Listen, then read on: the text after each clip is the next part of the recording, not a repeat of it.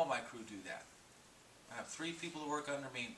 I can count on any one of them. If something goes wrong, we'll all fill in with for each other. You learn teamwork, which is very important if you're going to work anywhere else. And what are some of the biggest challenges of getting them into that transition mindset of working again? Just getting them to do one thing. Sweep the street, empty garbage cans. That's the first start. Tell them they're doing a good job. Make them feel good about what they're doing. That's the most important thing. Instead of saying, oh, you did your job, goodbye. And said, you did a good job today. Thank you for coming. See you tomorrow. And then from that you build up a little bit each time, a little more responsibility, territory. Do you notice a change in personality of the people as they get more involved in work? Or changing behavior? Some of the quiet people have gotten a little more self-respect and confidence. I know one guy I don't think I heard talk for 1.5 years. Now he's beginning to take charge of different projects, and he's talking up more, expressing his opinion and views on things, which is good.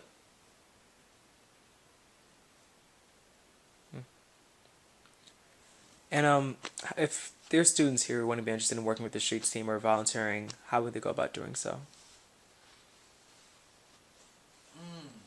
For streets team, you have to go to the Opportunity Center and sign up with either Philip, probably more than likely Philip Daw, he's the director. Then it gets referred down to a video, Urano, who is the services manager, and see what we have to need done. We have food service, separation of donations, which is we're always behind on. Especially this time of year, we get a lot of extra donations because it is the holidays. And right now we have about 10 boxes, 5 bags we have to get separated for giveaways for the homeless. And it's a slow process, only 2 or 3 people.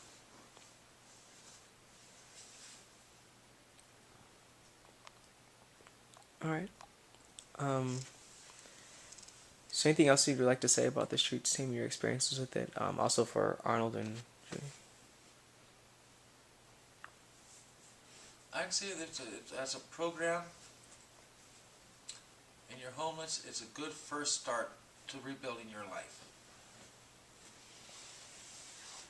It's the first step. It's not the last, but it's the good first step to getting back into the mentality to where I can do this, I can get a job, I can get a check, I earned this. Can I ask, why is it so hard to have that mentality? Because a lot of these people have been on the streets probably 5, 10, 15, 20 years, and the only thing they know is to live on the street, panhandle, and sleep in the creek. They don't know how to do anything else. And the way they get their money is to go out there and ask people on the street, where can I have $5? Which is a really different sense of, if I work and I made this, it's such a special feeling if you earned it yourself and you didn't have to ask anyone else for it. It's just a mental thing. Are there people who have had jobs, lost them, and then kind of gotten in the sense of that same mentality of... Oh yes. A lot of people have lost their jobs. Some are divorces, some are legal problems. There's a variety of reasons why people are homeless. And so in the same sense, is it hard for people who have had jobs to even start up again? It is if you've lost your self-confidence. If you get fired for something, or they downsize and you were the first one to go. And if you've been working for a long time, that hurts.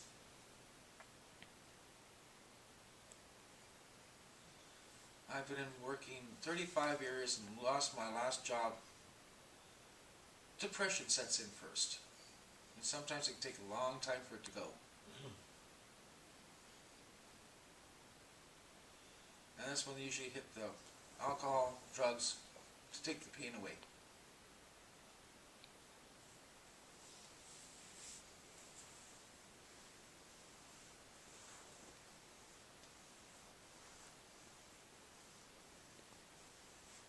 About how many people are involved in the streets team right now? If you could give an estimate. About 35 or so. I know that it's at least 30.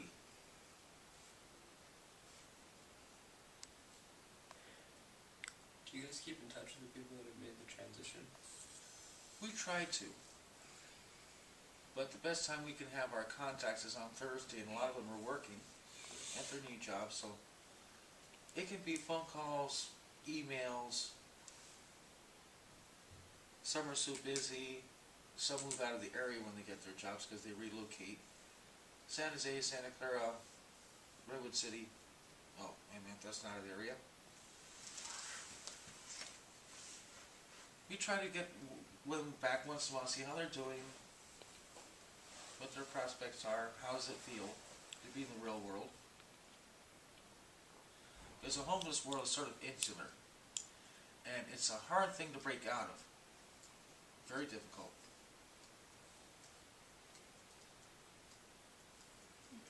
You mentioned a sense of accomplishment, and doing something is a good feeling. It's a great feeling. Is there a reason why it's, I mean, just, you also mentioned TV and crossword puzzles, you can only do so much there Boring. before you get bored. It's bored. Why is that? I mean, a lot of people watch TV in their summers or their... Yeah, but some of us, our brains can't take that much drivel. Our brains, our bodies need to say, get up and do something, head, get up, get something to keep me busy instead of going to sleep all day, which is what a lot of people up there do. I should say over there.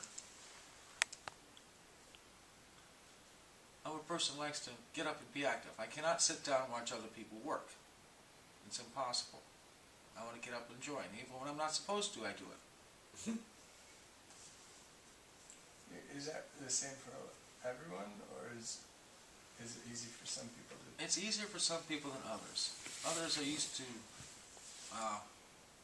get up and work when they say, somebody says, do this. Others want to get up and take the lead and start first.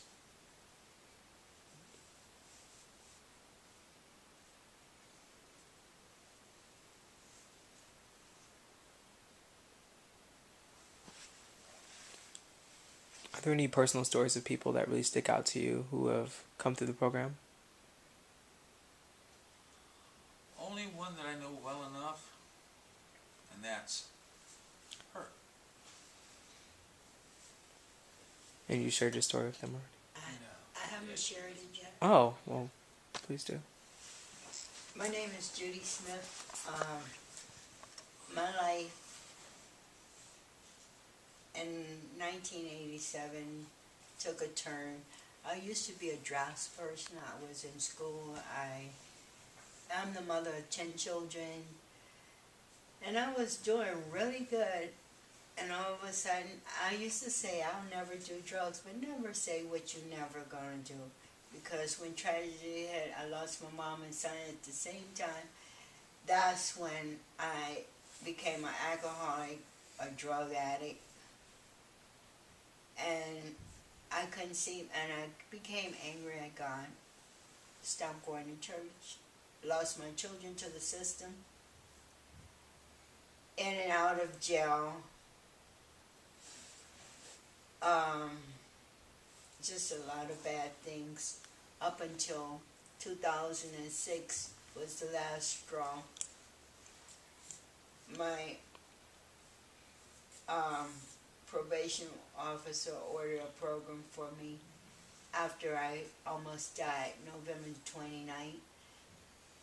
And I stayed at Stanford Hospital almost a month.